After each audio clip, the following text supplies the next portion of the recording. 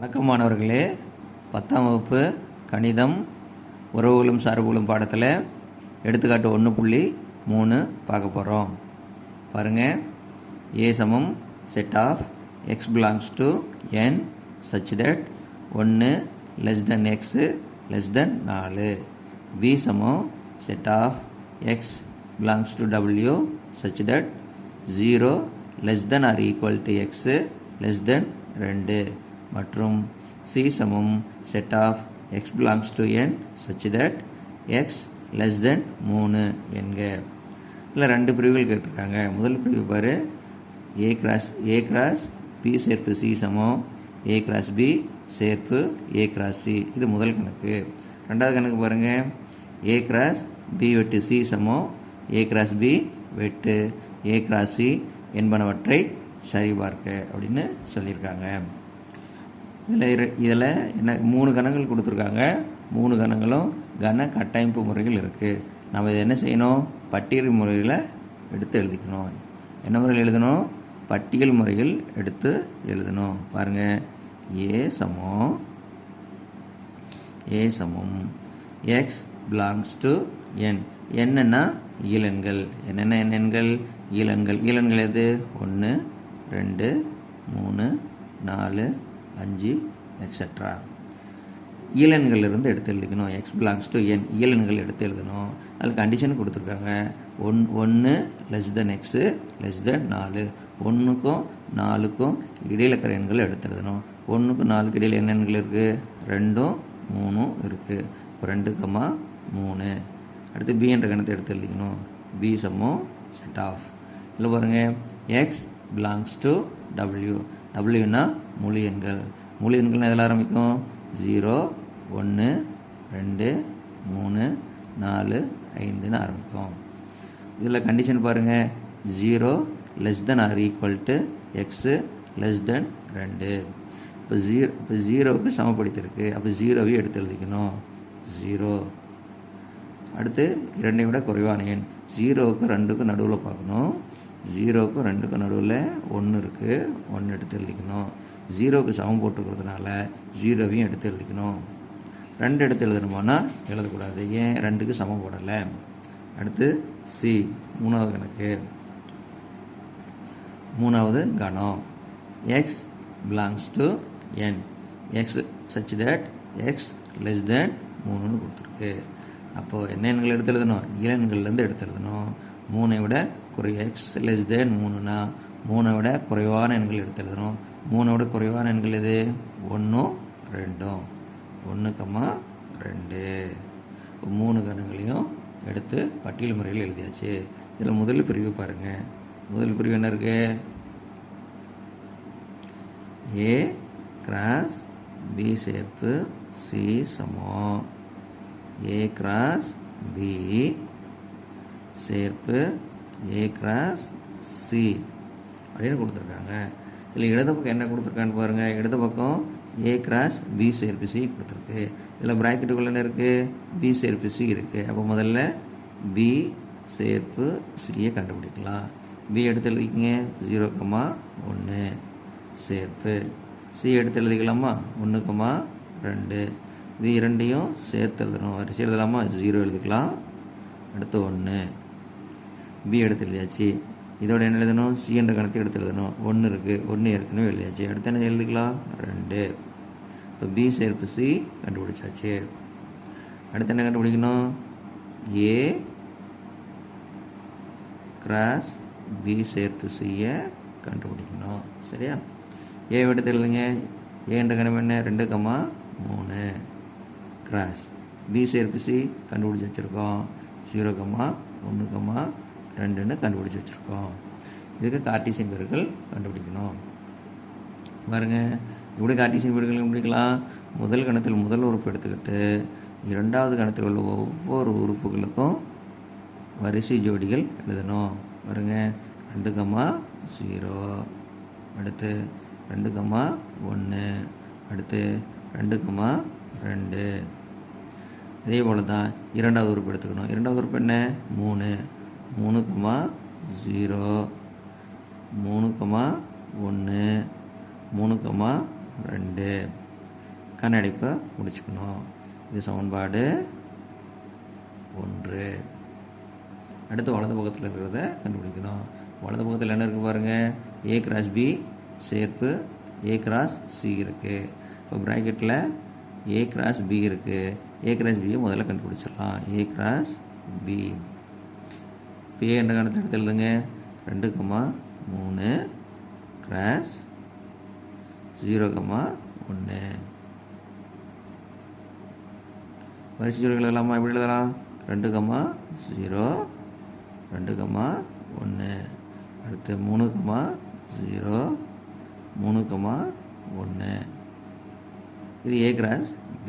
A cross B கண்டுபிடிச்சிருக்கோம். அடுத்து என்ன கண்டுபிடிக்கணும் பாருங்கள், A cross C கண்டுபிடிக்கணும்.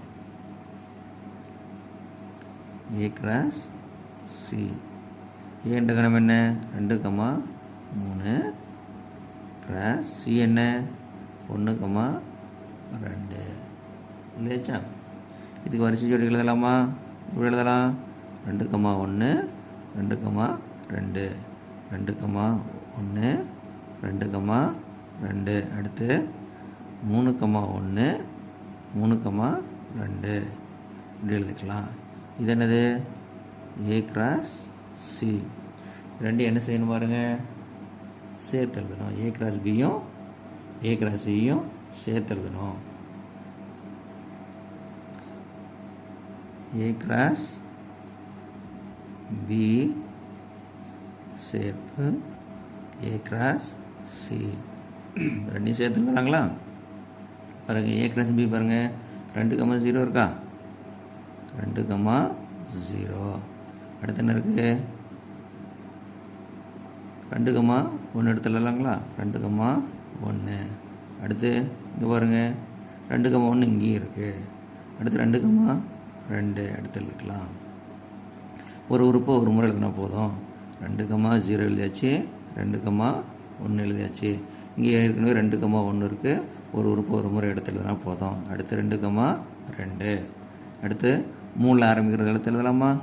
பாருங்கள், 3,0 எடுத்து எழுதியாச்சு. அடுத்து 3,1 எடுத்து எழுதியாச்சு. இங்கே 3,1 இருக்குது. ஒரு உறுப்பை ஒரு முறை எழுதுனா போதும். இன்னும் எழுதாமல் இருக்குது 3,2 3,2 எடுத்து எழுதிடலாம். இது சமன்பாடு 2. 1வது சமன்பாடு 2வது சமன்பாடுங்க ஒரே மாதிரி இருக்கா? சமன்பாடு 1ம் சமன்பாடு 2ம் ஒன்று போல் இருக்கா? ஒன்று போல் இருக்குது. அப்போது 1,2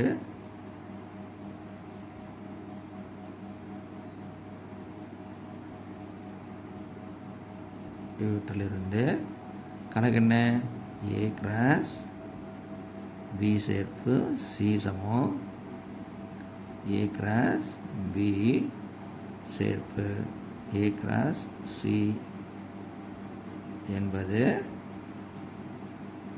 சரிபார்க்கப்பட்டது.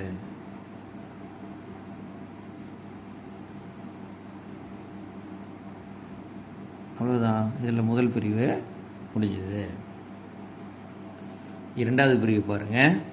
A cross B வெட்டு C சமம் A cross B வெட்டு A cross C என்பதை சரிபார்க்கணும். இப்போ இடது பக்கத்தில் இருக்கிறத முதல்ல கண்டுபிடிக்கணும். இடது பக்கத்தில் என்ன இருக்குது? A cross B வெட்டு C இருக்குது. இதில் ப்ராக்கெட்டுக்குள்ளே என்ன இருக்குது பாருங்கள், B வெட்டு C இருக்குது. B என்ன கணத்தை எடுத்து எழுதுங்க, 0,1 வெட்டு. C என்ற கணத்தை எடுத்து எழுதுங்க, 1,2. இப்போ B என்ற கணத்திலையும் C என்ற கணத்திலும் பொதுவான உறுப்பு இருக்காத எடுத்து எழுதிக்கணும். 0 இருக்குது, இங்கே இருக்கா? இல்லை. 1 இருக்குது, இருக்கா? இருக்குது. இப்போ 1 என்ற உறுப்பு தான் பொதுவாக இருக்குது. அடுத்து என்ன கண்டுபிடிக்கலாம்? A cross B வெட்டு C. இப்போ B வெட்டு C கண்டுபிடிச்சி வச்சுருக்கோங்க. A என்ற கணம் என்ன? 2,3. A என்ற கணம் 2,3 கிராஸ். B வெட்டு C கண்டுபிடிச்சிருக்கோம். என்னது? Set of 1. வரிசை ஜோடிகள் எழுதலாமா? எழுதலாம். இதில் தானே சொல்லுங்க பார்க்கலாம். 2,1 அடுத்து 3,1. அவ்வளோதான் எழுத முடியும். 2,1 அடுத்து 3,1. இது சமன்பாடு 1. அடுத்து வலது பக்கத்தில் இருக்கிறத கண்டுபிடிக்கணும். வலது பக்கத்தில் என்ன இருக்குது? A cross B வெட்டு A cross C இருக்குது. 2 ப்ராக்கெட் இருக்குது. முதல் ப்ராக்கெட் என்ன? A cross B இருக்குது. இப்போ A என்ன எடுத்து எழுதுங்க? 2,3 கிராஸ் B என்ன? 0,1. இதுக்கு வரிசை ஜோடிகள் எழுதணும். எப்படி எழுதலாம்? 2,0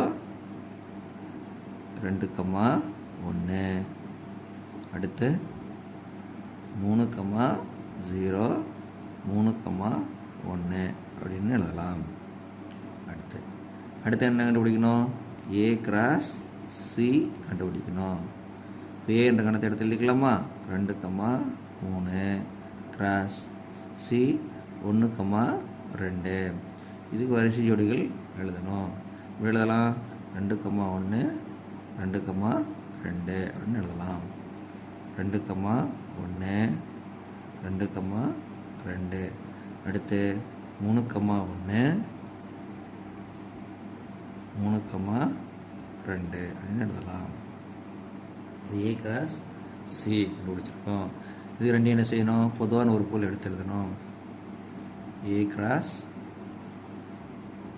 B வெட்டு A cross C.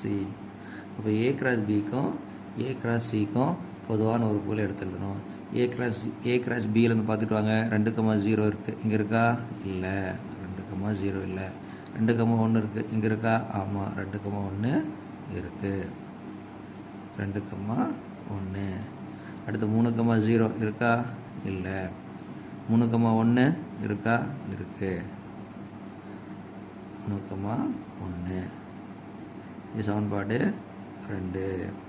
இப்போ A cross Bலேயும் A cross Cலேயும் உள்ள பொதுவான உறுப்புகளை எடுத்து எழுதிக்கிட்டோம். இப்போ சமன்பாடு 1 2 பாருங்கள். நம்ம ஏற்கனவே ஒரே கணக்கில் ஒன்றுக்கு மேற்பட்ட சமன்பாடுகள் வந்தால் 1 2 3 4ன்னு வச்சுக்கலாம். இல்லை 1 2ன்னு வச்சுக்கலாம். சமன்பாடு 1 பாருங்கள். சமன்பாடு 1 சமன்பாடு 2 சரியாக இருக்குது. அப்போது 1, 2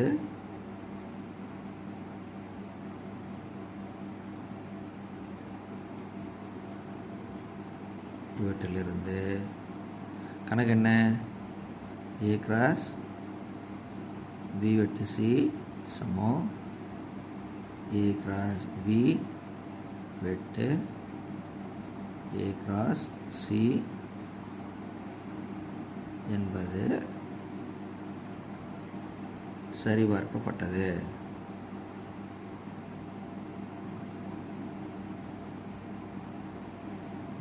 அவ்வளோதான், இந்த பிரிவு முடிஞ்சது. இந்த கணக்கில் இரண்டு பிரிவுகள் இருந்தது. இரண்டும் சரி பார்த்தாச்சு. நன்றி.